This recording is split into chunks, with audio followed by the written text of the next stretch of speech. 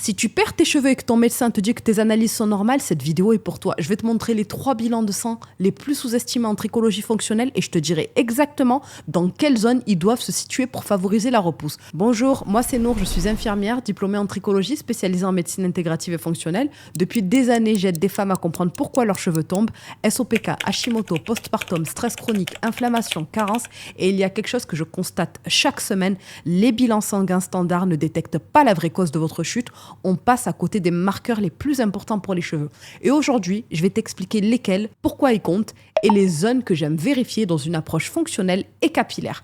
1. La vitamine D3, l'hormone qui régule tes hormones. La première analyse, c'est la vitamine D3. Je sais que tu en as déjà entendu parler, mais on sous-estime complètement son rôle dans la chute de cheveux. La vitamine D n'est pas une simple vitamine, c'est une hormone. Elle influence la gestion des androgènes comme la DHT, l'inflammation du cuir chevelu, l'immunité et même la qualité de ton cycle capillaire. Quand ta vitamine D est basse, tes cheveux entrent plus vite en phase de chute. Et ton cuir chevelu, il devient beaucoup plus sensible aux hormones et au stress. Les laboratoires considèrent qu'être à 30 nanogrammes par millilitre, c'est normal. Mais normal ne veut pas dire optimal pour les cheveux. La zone optimale en trichologie fonctionnelle, c'est entre 50 et 80 nanogrammes par millilitre. En dessous de 40, je vois quasiment toujours une chute diffuse ou une densité affaiblie. Et au-dessus de 90, voire 100, ce n'est pas utile non plus, donc on reste dans l'équilibre. 2. La ferritine, ton réservoir de fer, le carburant des bulbes. Deuxième analyse, la ferritine, ta réserve de fer. C'est l'un des bilans les plus importants pour la repousse. Et pourtant, c'est celui que les médecins interprètent le plus mal.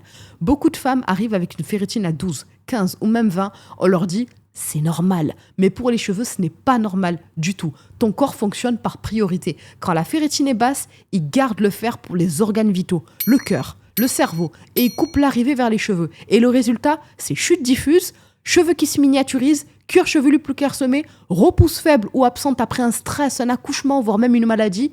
Et la zone optimale pour la ferritine en trichologie, c'est un minimum entre 50 à 70 nanogrammes par millilitre.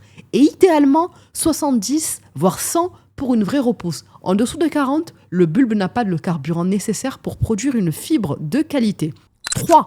L'insuline et la résistance à l'insuline. Qui vous parle de ça aujourd'hui? Le marqueur oublié du SOPK et de la chute hormonale. C'est comme une sorte de troisième analyse, l'insuline à jeun et idéalement l'indice OMA-IR. C'est simple, la majorité des chutes hormonales féminines ont un lien avec le métabolisme du sucre. Le SOPK est l'une des causes numéro 1 de la chute des femmes jeunes. Quand ton insuline est élevée, tes ovaires produisent plus d'oestrogènes, la DHT augmente, tu stockes plus d'inflammation, la chute devient chronique. Et pourtant, la plupart du temps, on ne te prescrit même pas ce bilan. La glycémie seule ne suffit jamais. Tu peux avoir une glycémie normale, mais une insuline beaucoup trop élevée. La zone optimale pour une insuline à jeun, c'est entre 2 et 8 micro-UI par millilitre. L'OMA-IR, idéalement inférieur à 1,5. Au-delà, le dérin est inflammatoire et androgène résistant. Et les cheveux deviennent très sensibles. Donc, pour résumer, tu as les 3 bilans les plus sous-estimés dans la chute de cheveux qui sont vitamine D3, zone optimale entre 50 à 80 nanogrammes par millilitre, la ferritine, zone optimale entre 70 à 100 nanogrammes par millilitre, insuline entre 2 à 8, OMA-IR inférieur à 1,5. Si ton médecin t'a dit que tout est normal, ce n'est pas que tu inventes, c'est que les bons marqueurs n'ont pas été regardés. Si tu veux que je t'aide à comprendre tes bilans, à identifier ton axe dominant de chute, que ce soit hormonal, nutritionnel, inflammatoire ou émotionnel, je t'ai mis un quiz d'évaluation gratuite sous cette vidéo. Et si tu veux plus de vidéos scientifiques claires et sans bullshit sur les cheveux, abonne-toi, active la cloche et dis-moi en commentaire quelle prise de sang tu veux que je décortique dans la prochaine vidéo.